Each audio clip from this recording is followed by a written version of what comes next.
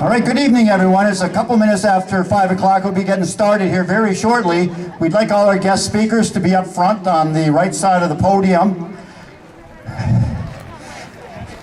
A reminder that this is, the city is requiring that even though we're outdoors, if you're here, you must wear a mask. If you don't have a mask, you can move back towards the sidewalk and you'd be off the Riverside Arena grounds. But masks are required. Also want to remind you to try to separate and stay 6 feet apart, the usual COVID compliant type things. And also we want this to be a very respectful rally. We know not everybody agrees with the decision to move the CIP program from Willow River to elsewhere, but no matter who the speaker is, we're going to be respectful to them. So we'll get started here in just a moment. Stand up for CIP. Thank you for being here. We know it's a hot, muggy night. It's a hot, muggy night. You're sitting out there in the sun and probably looking right into the sun, but you made it here because you cared enough to show up. My name is Byron Custer. My connection with the Willow River Challenge Incarceration Program is that I started working there in June of '93, and I worked there continuously for 20 years as the teacher there, and retired from there for 7 years ago. I don't have a particular vested interest other than I care about the program. It's a proven program. It's been around for 27 years. It's got good results. It lowers recidivism. It's great for the offenders. It's great for the community. We want to keep it here. In fact, we want to keep it right where it's at Willow River, if at all possible.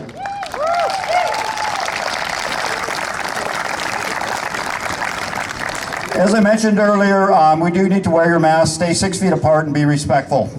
Also, if you need bathrooms, you can go around the side of the arena, and about 2/3 of the way back, there's some doors you can go in there and you can use the bathrooms if needed.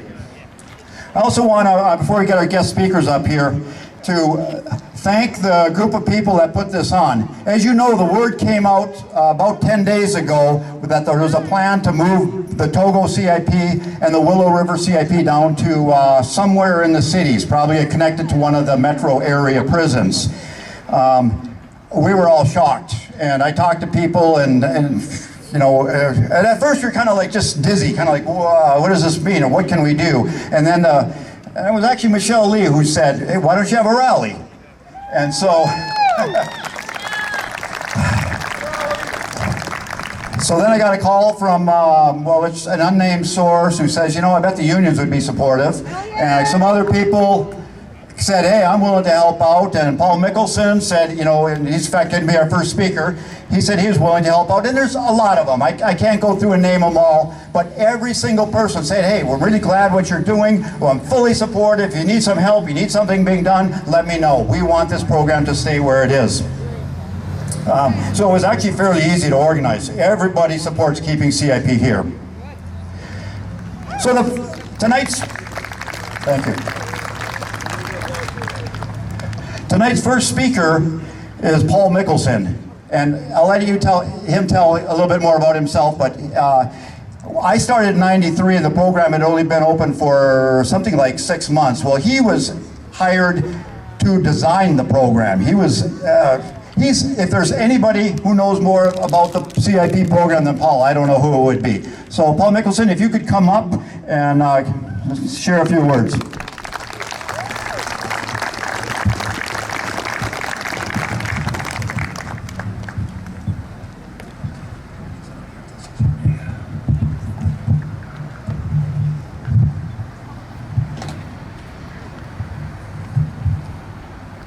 This thing moves up here, you guys, just so you know. Thanks for coming out. Can you hear me? In 1992, I was honored to be part of a team who, at the direction of the legislature, developed a challenge incarceration program. We were directed to develop a highly structured boot camp style program, but unlike other boot camps, wise, forward-thinking staff understood education, cog skills, and chemical dependency are critical components to a successful program. We also understood restorative justice philosophy had to be at the heart of this program. So we embedded those concepts into the structure. Repairing harm, involving the community, and giving back is crucial to creating a safer community and state. We reached out to the community and developed relationships with nonprofits, local governments, schools, businesses, and universities. The participants would speak at local schools and universities about the benefits of restorative principles, staying focused, and the perils of at-risk behavior.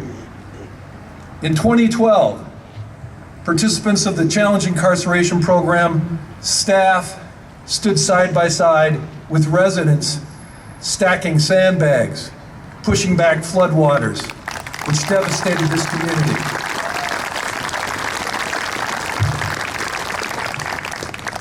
CIP reduces recidivism, cultivates change, saves taxpayers massive money. CIP is a local, state, and nationally recognized program. I can't think of any program in this country that checks all those boxes.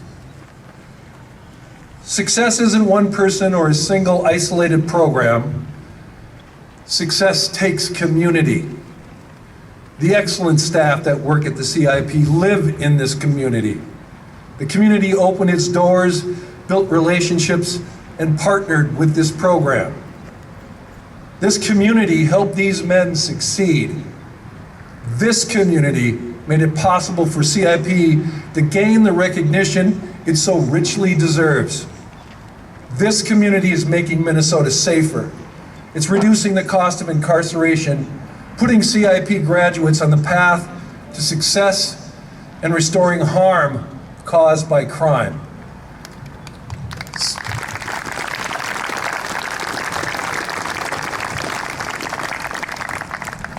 CIP will always change. It will always evolve.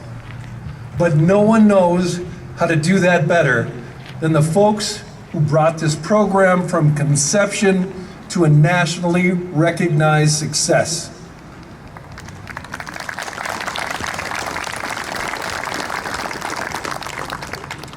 CIP is Willow River. CIP needs to stay here. It needs to evolve here because this community knows how to create success. The CIP atmosphere at Willow River cannot be replicated inside the fence of a medium security prison. CIP needs to be located in Willow River. Keeping this program and its facility is essential to program integrity and participant success.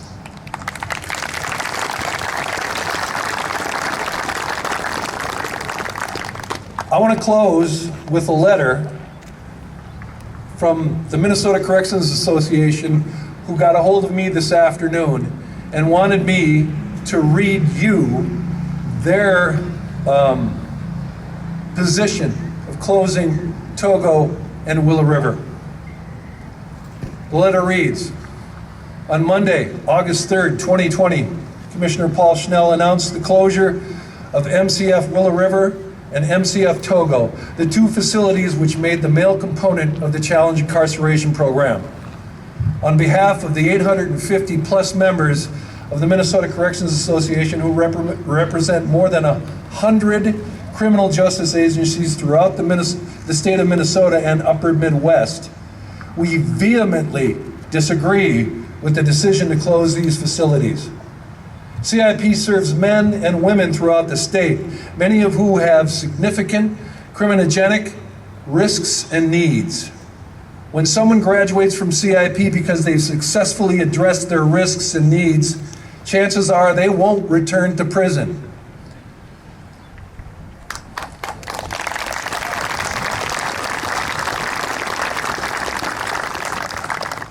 In fact, according to the 2006 study conducted by the Department of Corrections itself, CIP decreases a person's chance of reoffending with a new felony by 32%.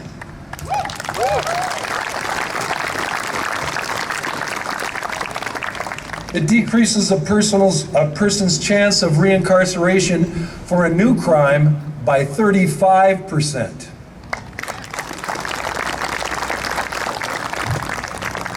And it decreases a person's chance of committing a new person offense by more than half, 50%.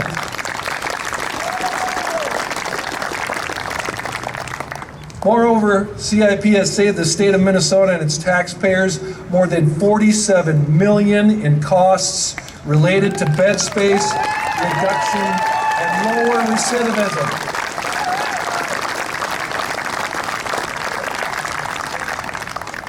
CIP enjoys some of the best outcomes of any release program in the country. It's an example that many programs throughout the country model, but few recreate. The magic of CIP isn't its policies or organizational structure.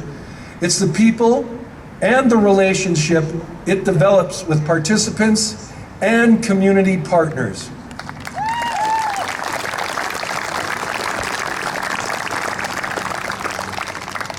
These outcomes are impossible to replicate outside of standalone independent facilities where somewhere else within the agency. I'm going to say that again. These outcomes are impossible to replicate outside of a standalone independent facility.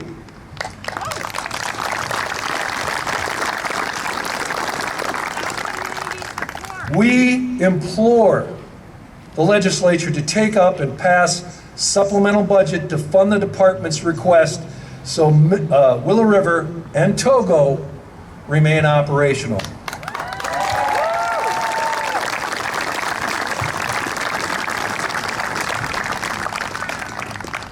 Thank you, all of you, for coming here tonight.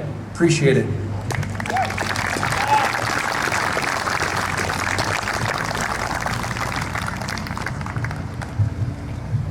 All right, thank you, Paul. One of the programs that the Challenge Incarceration Program has is a restorative justice work crew. And they go out into the community and do all kinds of work projects for nonprofits and charities and civic organizations and municipalities and so on. The first person that's going to speak today is Wayne Eller, and he's affiliated with Habitat for Humanity.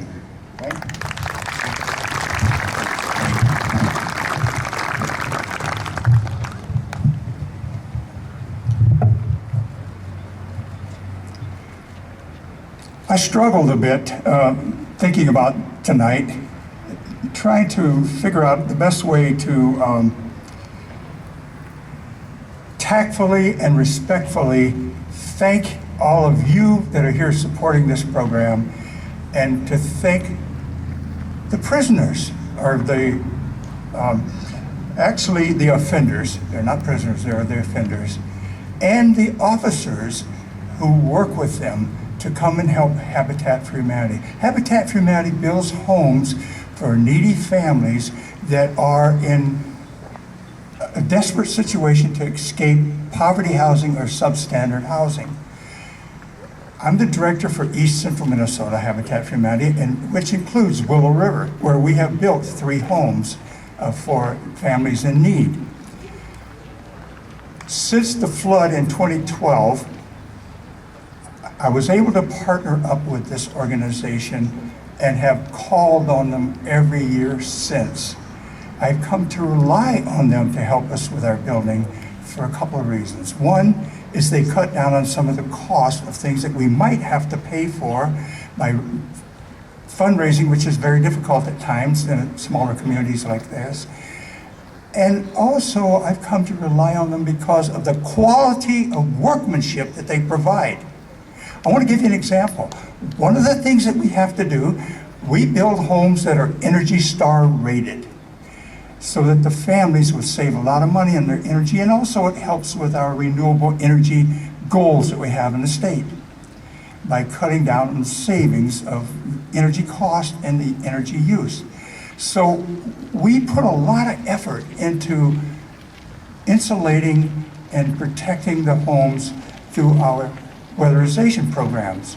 When I learned what great workers these folks were out of Willow River helping with that, it was so astonishing. We get door board tests done, and we get special tests done to make sure that we are going along with the Energy Star program. And the better score we get, the bigger the grant that we can get for building more homes for needy families. Every time the crew from Willow River came and helped with that winterization program, we got the highest scores that we've ever had.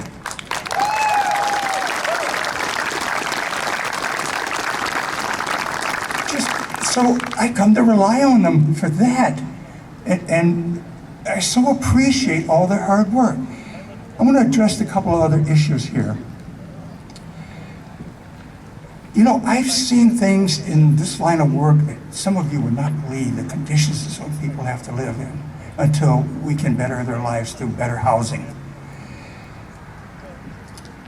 The masterful, crafted plan program aimed at salvaging these offenders' lives from the brink of personal disaster by encompassing them in staged educational programs is a miracle from my point of view.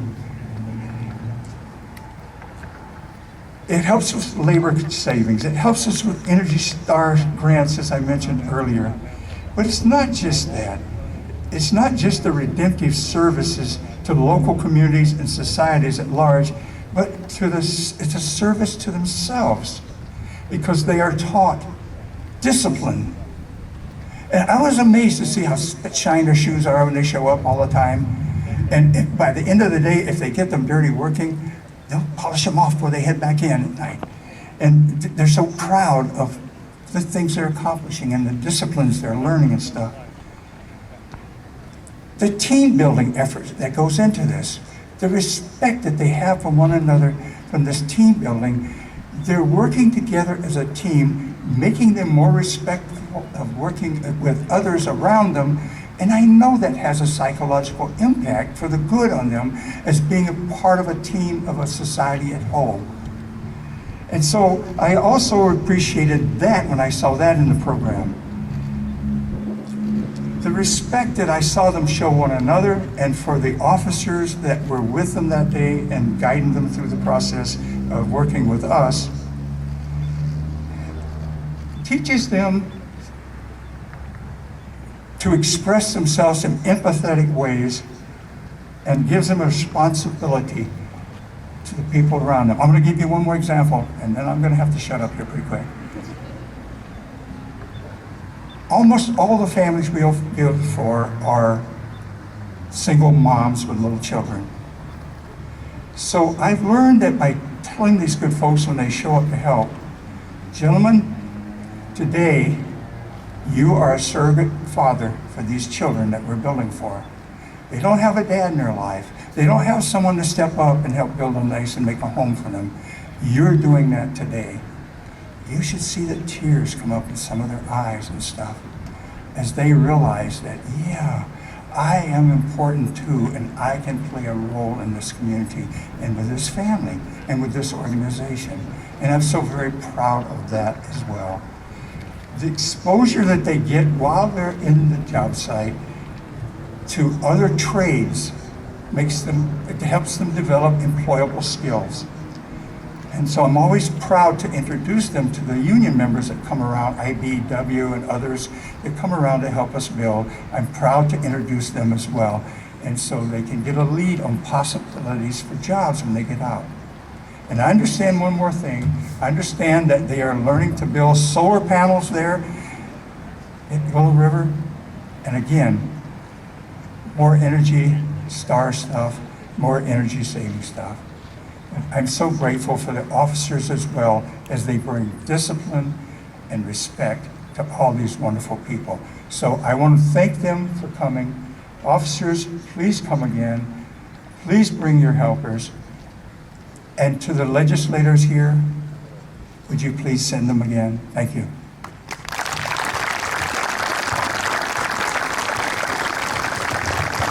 Thank you, Wayne, and thank you for the good work that you do. Next is going to be Stan Hewer, and he's representing Disabled American Vets.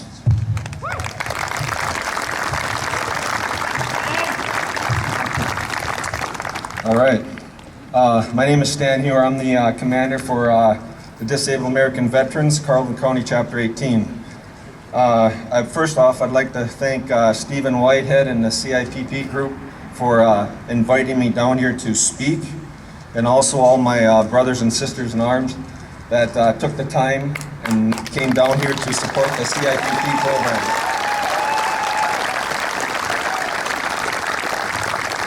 So the CIPP program is a godsend for us nonprofits. Things that they do for the disabled American veterans. We do weekly pickups of clothing boxes. You've probably seen them all around the county. That truck over there is one of the trucks. They show up, they go and load those trucks every week. I'll give you a volume of the kind of volume that we do a year. 300,000 pounds of material we take out of this small Carleton County here. That's 150,000 tons. Let that sink in. That's a hell of a lot of weight that we give to that chapter. And then all that money that we get from that chapter goes into taking care of veterans in our own county. We're all volunteers.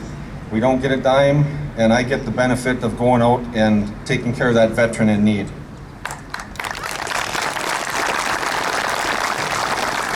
We have a rummage sale twice a year at the Cloquet Armory, fall and spring and fall. They come up, they load that truck full, and they bring it to the armory, and they load it up for us to take it away when we're done with that. It's a huge money maker for our chapter, and without the CIPP group, we'd be hurting pretty bad because all of my volunteers are in their late 60s, 70s, 80s, and I'm one of the young guys. We got a few of the young guys, but most of the younger generation has to work too, besides come out and volunteer. We have a Thanksgiving meal that we do every year, Thanksgiving Day, free to the community. Anyone can come and have a meal. The CIPP group comes there to clean up after and do all the dishes, that fun stuff. They also do cleanup at the Army National Guard building in Cloquet. They do cleanup at the hockey shelter in Cloquet. They do Ruby's Pantry. And then they also go out, and when the moving wall comes to this area, the CIPP group goes there and helps with whatever needs they need.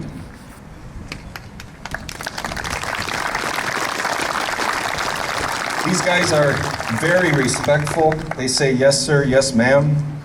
I'm not used to that.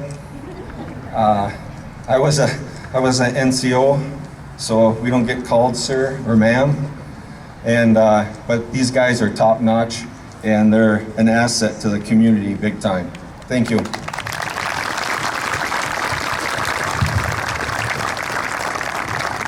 All right, thank you, Stan, and thank you for the work that you do.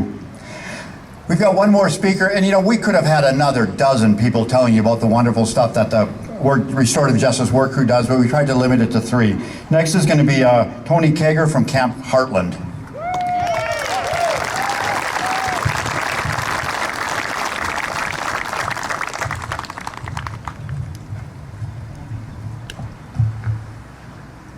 Hello, thank you for being here today. I'm Tony Kager. I'm the facility manager at One Heartland in Willow River, Minnesota. One Heartland is a national nonprofit camp that serves kids affected by HIV/AIDS. Every year we serve hundreds of kids. CIP has been providing restorative justice work crews since our camp started in 1998. I personally have worked with CIP my entire 19 years at One Heartland. CIP averages 50 or more labor hours a week for the camp's entire existence in Willow River.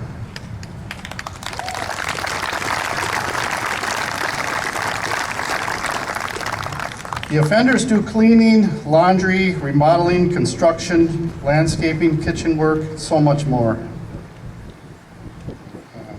By coming to camp, offenders often learn life skills and about giving back to community. The offenders do not get to see the kids, but they often realize the work they are doing is making a better life for a child. Offenders that graduate from the program often come back to volunteer or donate. Without CIP, One Heartland wouldn't have our facility. Thank you so much, CIP.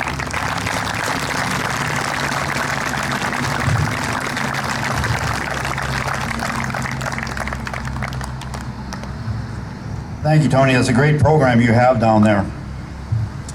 Next for speakers is we have some elected leaders, and first up will be the mayor of Moose Lake, Ted Shaw. He's been the mayor since 2005, so he's helped us through a couple of crises, the flood in 2012, and of course the COVID situation we're in right now. So Mayor Ted Shaw.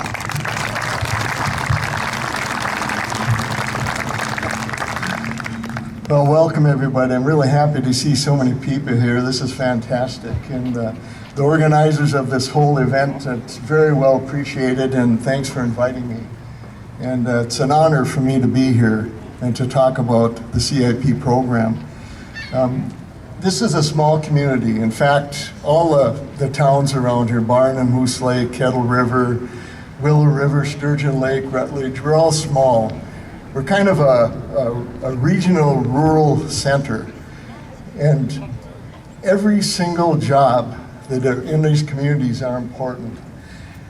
We talk about 57 jobs in Willow River, but an average family is about 3 to 4 people. So that 57 jobs all of a sudden immediately affects about 200 people. That's a lot of people in these small communities. And if you consider that each one of those 200 people utilize the businesses throughout our small towns, we probably have about 70 or 80 small businesses, and they're all utilized by these families. So all of a sudden that ripple effect to all the workers in those businesses grows. All of a sudden it was 57, 200, now all of a sudden it's many hundred. Could be 1,000 people affected by those 57 jobs. They're at the base of our economic system in these small towns. That's how important these jobs are. And when you consider the impact, how it ripples out, it's huge. So to us, they're very important.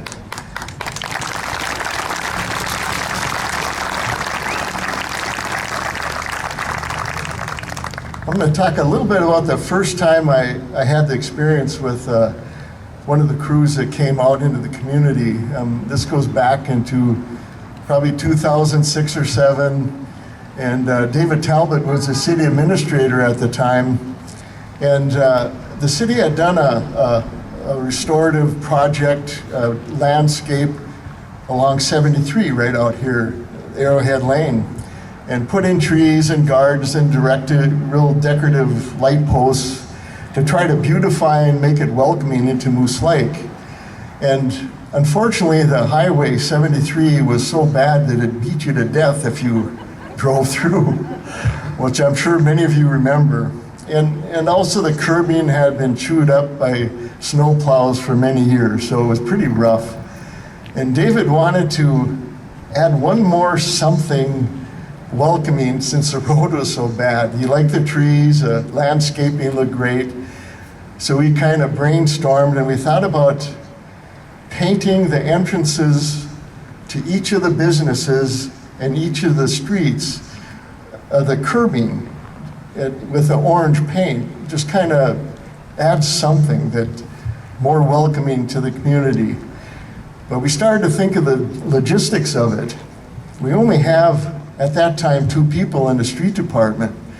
Well, they're so busy doing their normal job, they could never take on a project like that. It would take them all summer. So we thought about hiring, but then we realized if we hired a couple people, it would take probably a month or more to paint all that. So we say, well, it's not economically feasible. And as time went on, we kind of put that on the back channel somewhere, thought, well, maybe we'll do it someday. And one of the days, Guile Nelson, who was probably the first person, our arena director, utilized the CIP crews to work down the arena. And he came in excitedly one day and told us, how hard they worked and how much they accomplished in a short time. Well, Dave and I looked at each other, and our first thought is, well, let's try it. See if they can paint the curbs. So Dave made the call, and the crew showed up, and we decided to go down to see how this whole thing worked. Because this was so new, we had no idea how this was gonna turn out. And they pulled into here, and we explained the job, and they started down on the east side of 73, and it took us about 10 minutes to realize this is not a crew of men. This is a team. And they worked in a team effort. And they were so efficient. We kind of were astounded at first how they did it. Immediately they got out, guys had brooms, they swept all the dirt off the curbing. Another group came and washed them, and a third group painted them. And then there was a group behind them that came behind and cleaned up anything that was left behind. And they kind of inspected what was done, and if they saw something was missed, they called the painting crew back to come back and touch it up. They did a professional job. It was unbelievable. You can't hire a group that could come in and do something like that. And it was so proficient. And that same, as you mentioned, the yes sir, no sir, they were unbelievably kind. You could see they honored the work they did. They were proud of it. In one day, they got all the way 1.5 miles on the east side of 73, and they came back the next day and did the west side. And the third day, they went up 73 going towards Kettle River west of us. 3 days, they completed the whole project.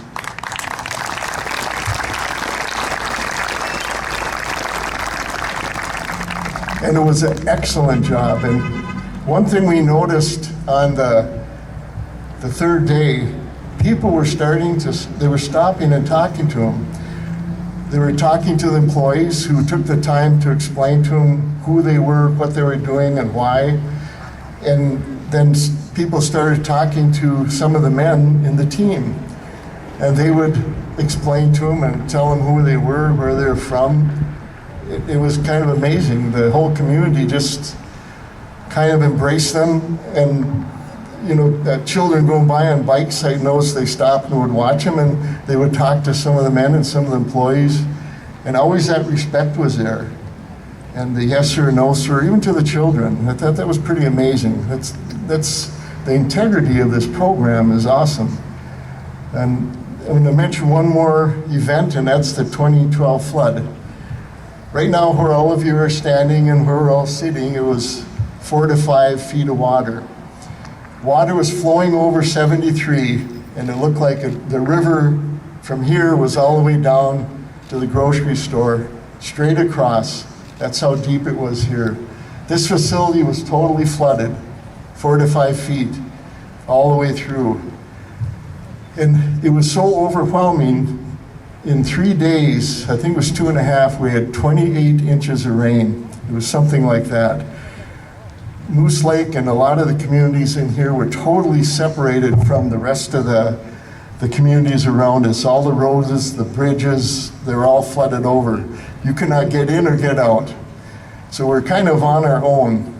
And the whole community stepped forward to sandbag. We were trying everything we could to save as many homes and businesses that we could. I think a total of 174 homes were flooded. And right in the worst of it, we thought, we'll never keep up with this. The water's coming too fast.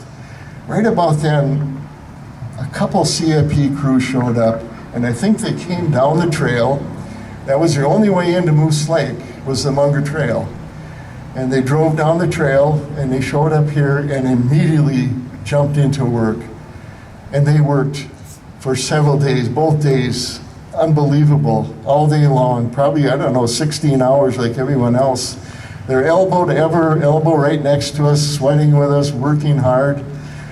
Some were sandbagging, some were distributing them, some were actually out putting the sandbags in place.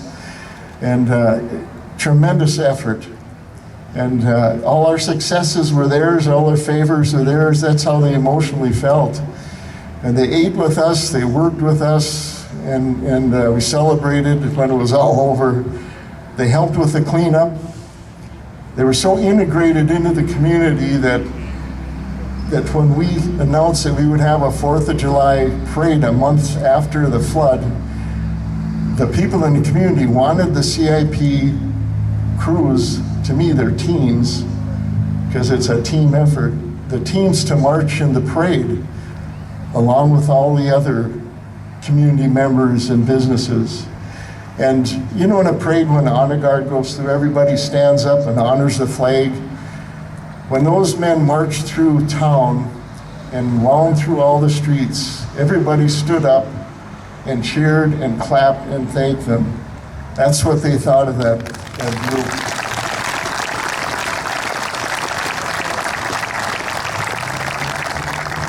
So I'm going to end with them how we think of them. They are our neighbors and friends, and they're part of our community.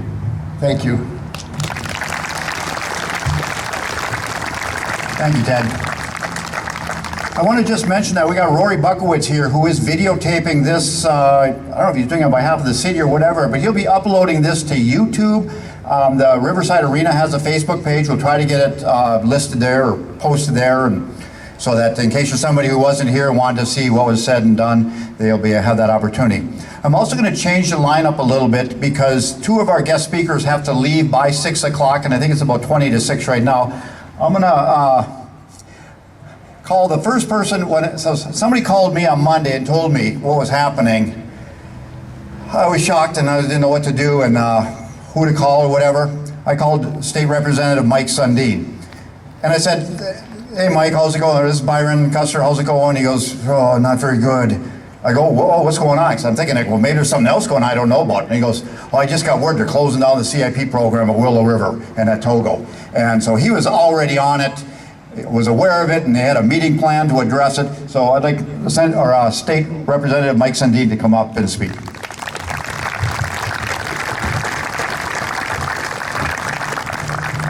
Thank you, Byron. This is an honor to be here today, and thank you for putting this together. I've been waiting for a couple of years to praise the CIP program, and I'll give you a little bit of a history. When I was first exposed to the CIP program, it was up in Baudette, Minnesota. As a union organizer, I was charged with recruiting people, and this one came easy. The employer was approached by a couple of people that wanted to go to work for him, but they had to join the union, so I went up there to sign them up. And I got to know these 2 people. They were both graduates from the CIP system. And they turned out to be just terrific employees. And I had a long conversation with the one, and he was in tears at the end of the conversation, and actually I was too. He got his family back. He's back on track. He's got a good job, making 30 plus an hour with full benefits. Now that's the end result of what goes on here. Okay, that said, you're going to hear a lot about budget woes, and they're real. They are very real. And I got a commitment from the commissioner and from Representative Nelson and Senator Rarick that we're going to do our damnedest to pull this one out of the bag and keep this thing going. So thank you for that commitment, everyone. Now, I'm not going to talk about numbers. I'm not going to talk about the benefits, the programs that have benefited from the service of the CIP offenders. But I'm going to talk about some of the people right here in the crowd. Thank you, the Disabled Vets group. My son is a disabled vet. It's a minor disability. And by God, I hope when he comes out of the service, he stands with you as well. So that's one group that should be recognized. Another group, and I see them out there, even with their masks on, are the state employees. In the state of Minnesota, we celebrate a lot of things, 10,000 lakes and clean air and all of that. But from St. Paul to, what the heck, Roseau, Minnesota, the people that make the difference, that fix the roads, that take care of the elderly, that service the needs of the people here in the state of Minnesota, those are the people that make the difference. Thank you very much for your service. There's another group right over here. We've got the law enforcement people here. Sheriff Lake doesn't need to recycle offenders. The people in Minneapolis, throughout the state, we don't need to recycle offenders. We need to strengthen the CIP program. We need to expand it. We don't need to contract it to save a couple of dollars. We need to reinvest in programs that work for the state of Minnesota. And I made that point with the governor 2 days ago. I'm going to use a polite verbiage here today. We had a very direct conversation with the governor. When I say we, it was Senator Thomasoni, Representative Sandstead, and myself. And there is no question about our commitment as far as in the governor's mind right now. It was a very, very direct conversation. So trust us, we're taking it to the governor as well. It's not just lip service here today. So I could go on. I'm not going to talk about numbers. I'm going to thank the people that serve the state of Minnesota and make the difference with the offender programs. Thank you. Thank you, Representative Sundin. I think also when you talk about state workers, the COVID hotspot in Carleton County, the COVID hotspot, well, to start with Carleton County, was the Moose Lake Prison. The COVID hotspot in Pine County was the Challenge Incarceration Program. They addressed it fantastically, they controlled it, but those officers and other workers that went to work every day were putting their health, their family's health at risk. They didn't know if they would get it or not. I know for a fact there's somebody in the audience tonight or right here who was hospitalized for a period of time. He got COVID-19. So we had signs made up. Heroes work here, and you'll see it outside of the prison at Moose Lake, as well as at CIP at the entrance, as well as other places in the community. And we mean that. And so to reward them with saying, oh, we're going to take your program and send it elsewhere, it just doesn't quite seem right. That's not how we treat heroes.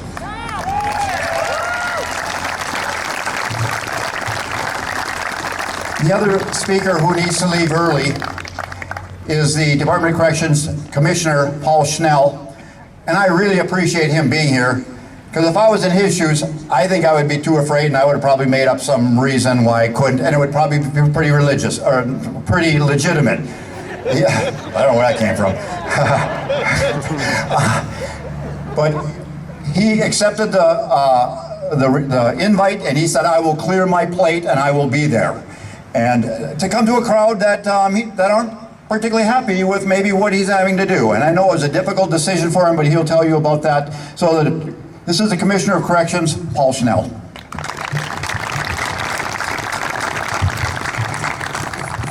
Thank you all. First of all, I think what makes the difference in terms of safer communities is what's happening here.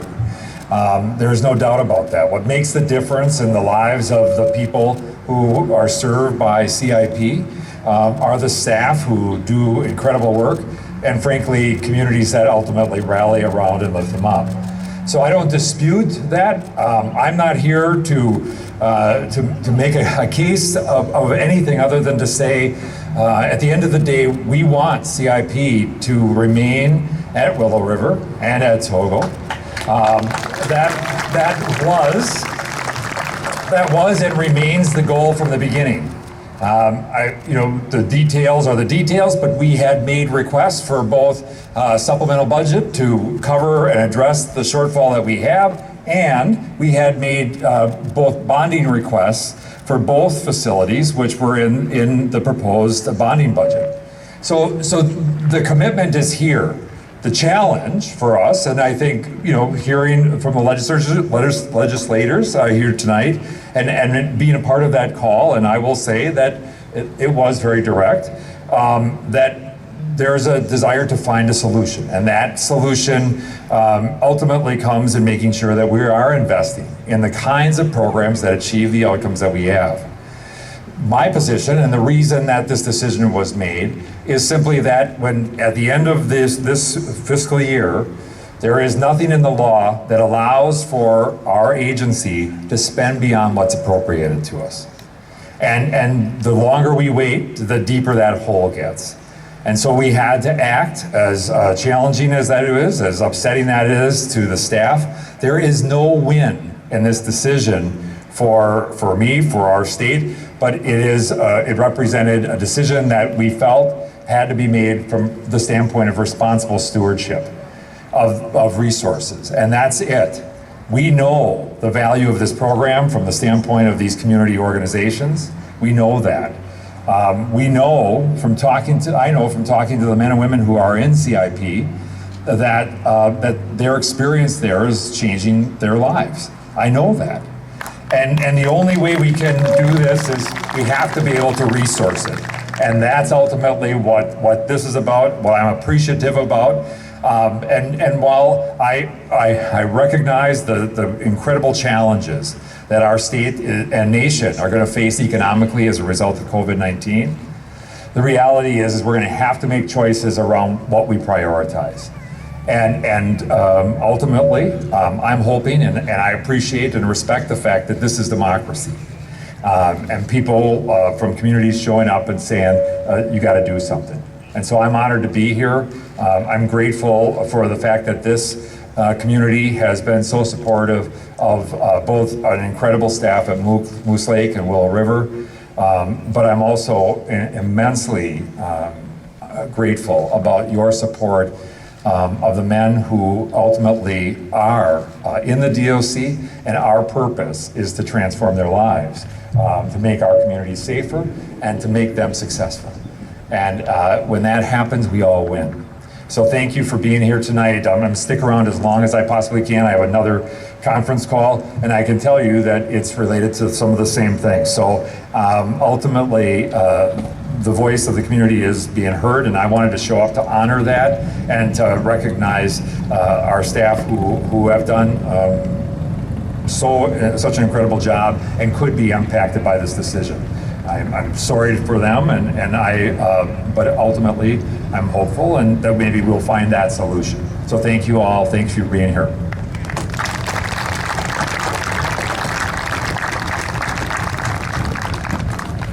All right, thank you, Commissioner Schnell.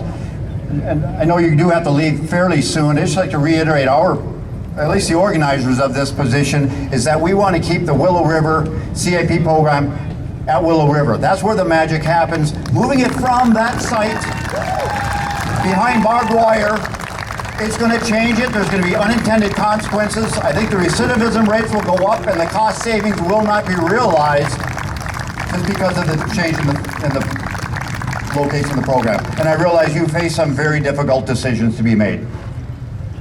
Since we've had legislatures up here, I think I'm going to continue with that.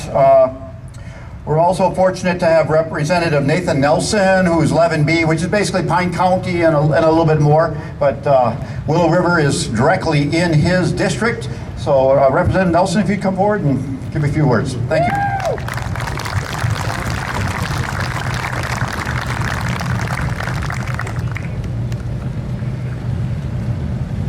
Thank you for having me here tonight.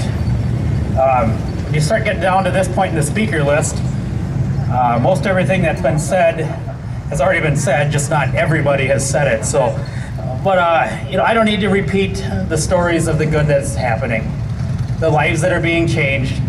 I've probably had hundreds of emails. Sorry if I haven't gotten back to everybody. I've been trying, working through replying. Thank you for reaching out. Sometimes it's hard to read through in an email the context of how somebody feels. Hearing it in their voice is important. But one thing that I could tell in nearly every email that was sent was how much this mattered. You could feel the heart. You could feel that it wasn't just a job, that this was people being involved with lives, whether it's here in the community, whether it's the correction officers working with the inmates, and also hearing from the families of some that have been going through this, of the changes that have been made. There was an individual I'd heard from. They were visiting with an inmate that it was their 9th time being incarcerated. And the person said, well, is there gonna be a 10? And I said, no, this is the last time. So what's the difference? He said, I've learned that my life matters. I'm getting back with my wife. I'm building a relationship with my kids. I've got a job when I leave here. and there's the support there. It makes a difference. I've been talking to staff at the deal at Willow River. I've talked to county attorneys. I've talked to probation officers. It works. And many of the reasons it works is the setting at Willow River. It's not a traditional prison. It helps break that cycle. It breaks the mindset. And on the wall at Willow River, I'll close with this. On the wall at Willow River, there's a saying that says, when you make a mistake, fix it and move on. Now it's important for people going through a life change to be able to have that. At the same time, as a representative, for my fellow legislators, I look at this and I think there was a mistake made. I think we need to keep focus on keeping Willow River. There's going to be some tough budget decisions that have to be made. But I don't think that this is one that we can afford to make.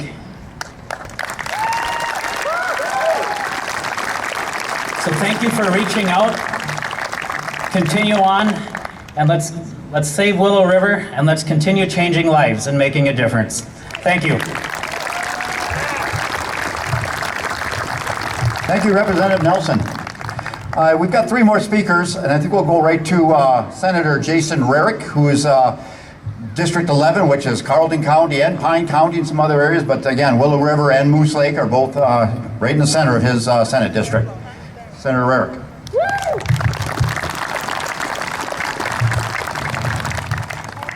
Thank you, everyone, for being here. This is an incredible showing, and I hope the message is being sent. I know over this last week, I've been getting so many emails and phone calls and messages, and the overwhelming theme that ran through it, all those messages, this program will not work anywhere else. The setting at Willow River is what makes it work. As we've heard, I'm not going to repeat a lot of things that have been said already. We've heard how it saves the state money. I struggle to figure out how cutting this saves us money. So I would hope that we can look at that, but I do believe when it comes to the surplus or the supplemental budget, way back in February, the chairman of the 2 committees that oversee Department of Corrections, Senator Warren Limmer and Representative Mariani, sent a letter saying the supplemental budget for Department of Corrections was at the top of their priority list. And I believe both chambers believe that. The sad part is, especially in an election year, people who have risen to leadership positions are looking at elections and politics. And I believe part of the commitment that I have from Representative Sundin and Representative Nelson, and I just spoke with the commissioner, to give us a month, give us a chance. But the things that happen is things get put together that don't belong together in legislation. I believe that supplemental budget clean will pass both bodies of the legislature and that the governor would be willing to sign it. So I'm asking everybody here, reach out to the governor, ask for that 1 month, and then reach out to our 4 leaders in the legislature. Majority Leader Paul Gazelka, Speaker of the House Melissa Hortman, and the minority leaders Kurt Doudt and Susan Kent, and ask them to please bring this supplemental budget forward to both bodies clean and allow this program and allow these agencies to get the funding they need to stay open. It's where they belong.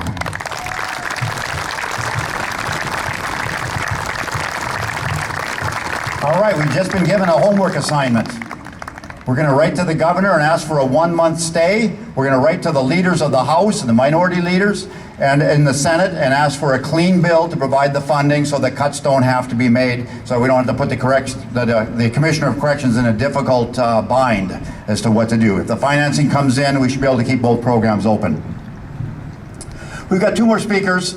I think I'll call Gary Peterson is the County Commissioner for Southern Carleton County, and he was the second person I called. Even though Willow River is out of his district, I know him somewhat, and I just had to kind of commiserate or just, what are we going to do? So, Gary Peterson, if you come up and share a few words.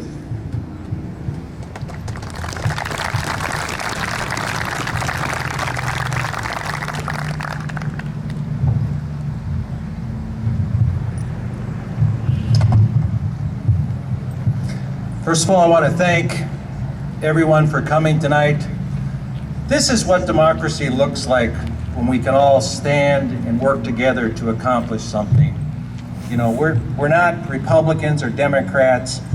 We're Americans. We're from Minnesota. We're from this region, and we can show the rest of the world what it's like to have a peaceful rally and talk about things and come together and work this out. But I had a conversation with Commissioner Snell, and I don't know, he's over there, but he gave me his time on the phone, and he listened, and I really appreciate that he was able to come tonight out of his busy schedule and come up here to Moose Lake and listen to our concerns. We have to thank Byron. Byron's a lightning rod on this whole thing. Very important. Like I said, we all have to work together. On Tuesday, the County Board of Commissioners unanimously passed a resolution in support of the Willow River CIP. We will be sending a letter to the Departments of Corrections, Commissioner Snell, Governor Walz, the House and Senate leadership, saying that we want this to stay in Willow River. This program is very successful.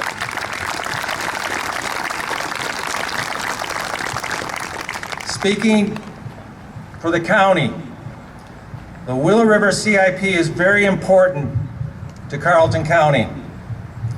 A couple days ago, I was having a conversation with a mother here from Moose Lake. And I don't know how the conversation got going, but she told me that her son's life was turned around in the Willow River CIP program. And I'm sure this story can be repeated over and over again. Compared to other correctional programs, and you heard this, Willow River CIP has a lower recidivism rate. It does not make sense to shut down a successful program that is working and producing positive results.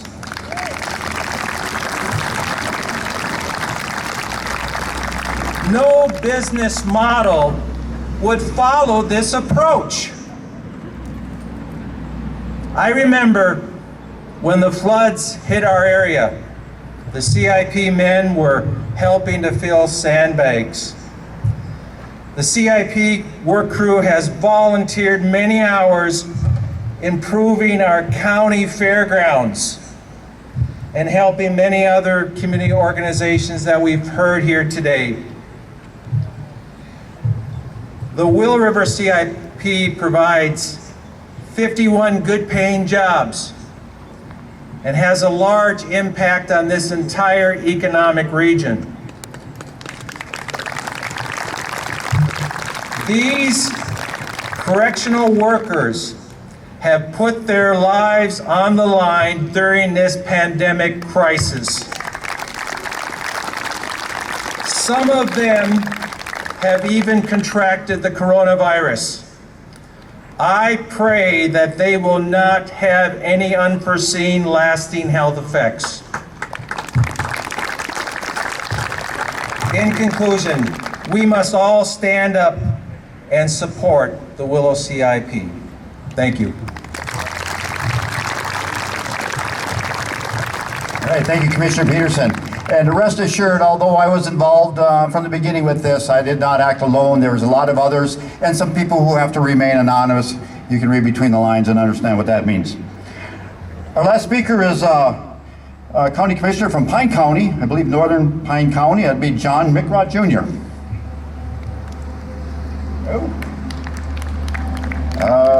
Maybe. Oh, okay, here he comes.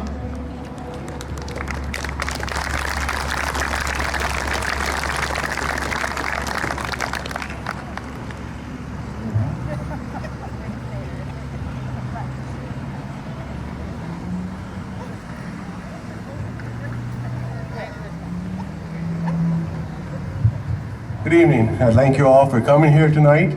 It's a good cause. It's a good program.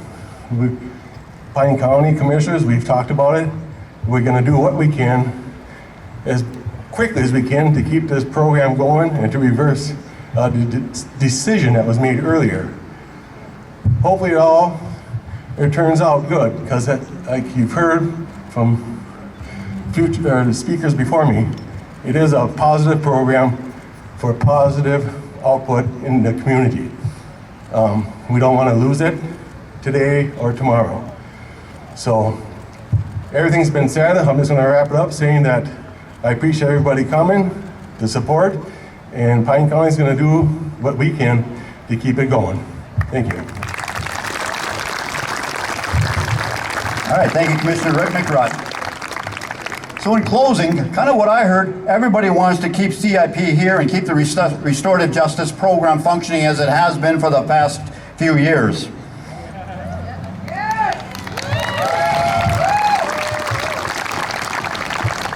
I can appreciate the situation that the Commissioner of Corrections is in with the financial problems and stuff, but I think moving Willow River CIP from Willow River is not the solution to save dollars. I don't even know that if you just move it from here to there that there's that much savings, whether it's moved from here to the cities or to the Moose Lake Prison or elsewhere.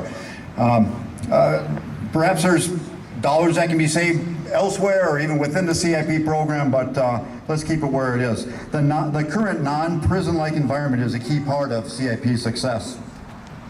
The cost savings of moving may be low or none. I'd like to see the numbers. I really haven't seen that yet.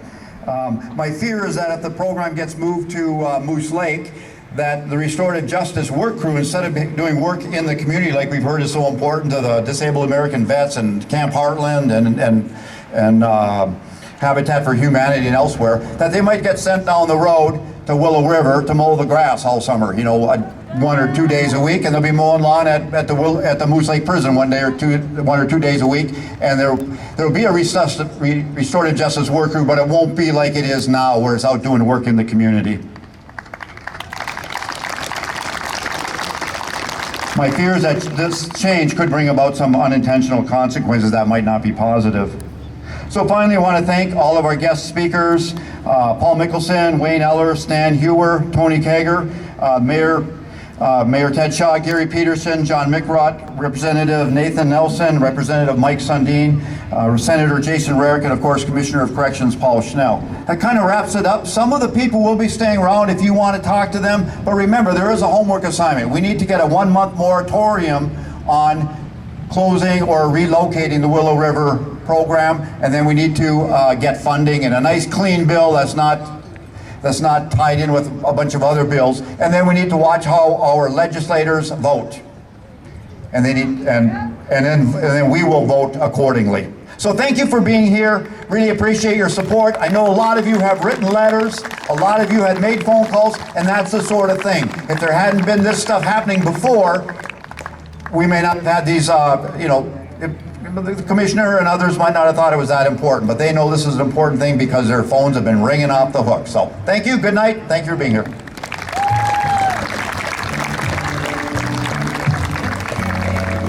Friends from CIP were very helpful in this year's flood relief and helping us recover. Thanks guys, you did a great job.